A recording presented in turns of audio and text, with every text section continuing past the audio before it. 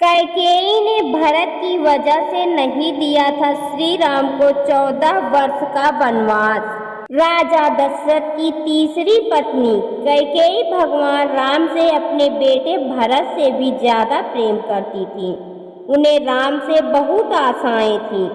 जब कैकेयी ने भगवान राम से 14 वर्षों का वनवास मांगा था, तब सबसे ज्यादा भरत हैरान हुए थे, क्योंकि वह जानते थे कि माता राम से कितना प्रेम करती हैं। लेकिन आपको जानकर हैरानी होगी कि देवताओं ने कैकेयी से यह काम करवाया था। इसके पीछे एक रोचक कथा है। विवाह से पहले कैकेयी महर्षि दुर्वासा की सेवा किया करती थी।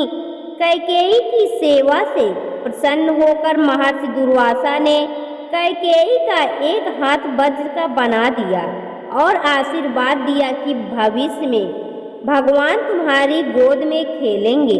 समय का पहिया चलता रहा और कैकेयी का विवाह राजा दशरथ से हो गया। एक समय स्वर्ग में देवासुर संग्राम आरंभ हो गया। देवराज इंद्र ने राजा दशरथ को सहायता के लिए बुलाया। रानी कैकेयी भी महाराज की रक्षा के लिए सारथी बनकर देवासुर संग्राम में पहुंच गईं। युद्ध के दौरान दशरथ जी के रथ के पहिए से कील निकल गया और रथ लड़खड़ाने लगा। ऐसे में कैकेयी ने कील की जगह अपनी उंगली लगा दी और महाराज की जान बचा ली। राजा दशरथ को जब पता चला कि कैकेयी ने युद्ध भूमि में किस साहस का परिचय दिया है, तो वह बहुत प्रसन्न हुए और 3 वरदान मांगने के लिए कहा। कैकेयी ने उस समय प्रेमवश यह कह दिया कि इसकी जरूरत नहीं है, अगर कभी जरूरत होगी तो मांग लूंगी। कैकेयी ने राजा दशरथ को इसी वरदान स्वरूप राम के लिए 14 वर्ष का वनवास मांग लिया। लेकिन 14 वर्ष के वनवास क्यों मांगा, इसके पीछे कई राज हैं। कैकेयी ने 14 वर्ष का वनवास मांगकर यह समझाया कि अगर व्यक्ति युवा अवस्था में 14 यानी 5 ज्ञानेंद्रियां कान, नाक, आँख, जीभ, त्वचा, 5 कामेंद्रियां वाक, पाणि, पाद, वायु, उपस्थ तथा मन, बुद्धि, चित्त और अहंकार को वनवास एकांत आत्मा के वश में रखेगा, तभी अपने अंदर के घमंड और रावण को मार पाएगा। दूसरी बात यह थी कि रावण की आयु में केवल 14 वर्ष ही शेष थे। प्रश्न उठता है कि यह बात कैकेयी कैसे जानती थी। एक घटना घट तो रही थी अयोध्या में, लेकिन योजना देवलोक की थी। कोप भवन में कोप का नाटक हुआ था। कैकेयी को राम पर भरोसा था, लेकिन दशरथ को नहीं था। इसलिए उन्होंने पुत्र मोह में अपने प्राण गंवा दिए और कैकेयी हर जगह बदनाम हो गई। आजसु पिटारी तासु सिर, गई गिरा मत फेर। सरस्वती ने मंथरा की मत में अपनी योजना डाल दी। उसने कैकेयी को वही सब सुनाया, समझाया और कहने को उकसाया जो सरस्वती मंथरा से करवाना चाहती थी। इसके सूत्रधार स्वयं श्री राम थे। उन्होंने ही यह योजना तैयार की थी।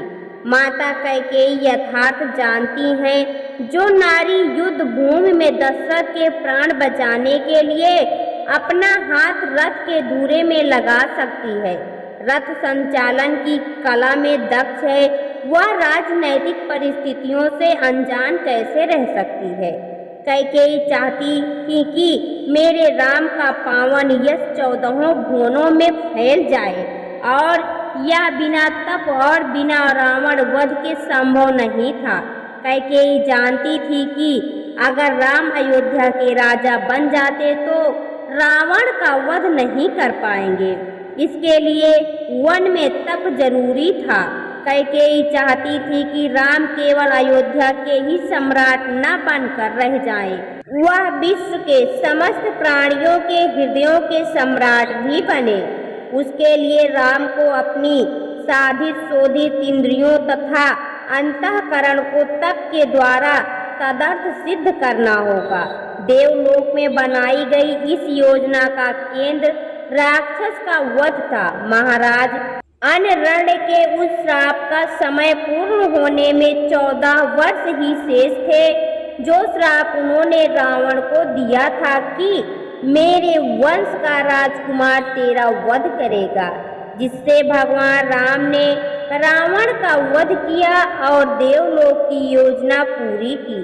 रामायण और महाभारत दोनों में ही 14 वर्ष का वनवास की बात हुई है। रामायण में भगवान राम को 14 वर्ष का वनवास भोगना पड़ा था, जबकि महाभारत में पांडवों को 13 वर्ष और 1 वर्ष अज्ञातवास में गुजारना पड़ा था। दरअसल इसके पीछे ग्रह गोचर भी मानते हैं। उन दिनों मनुष्य की आयु आज के जमाने से काफी ज्यादा होती थी, इसलिए ग्रहों की दशा विधि भी ज्यादा होती थी। शनि चालीसा में लिखा है, राज मिलत बन रामहि दीना, कैकेयी की मति हरि लीना। यानी शनि की दशा के कारण कैकेयी की मति मारी गई और भगवान राम को शनि के समयावधि में वन वन भटकना पड़ा और उसी समय रावण पर भी शनि की दशा आई और वह राम के हाथों मारा गया। यानी शनि ने अपनी दशा में एक को कीर्ति दिलाई तो दूसरे को मुक्ति। तो दोस्तों, आपको यह कथा कैसी लगी कमेंट बॉक्स में ज़रूर बताएं। वीडियो को लाइक करें, शेयर करें और हमारे चैनल को सब्सक्राइब करना ना भूलें। वीडियो देखने के लिए आपका बहुत बहुत धन्यवाद।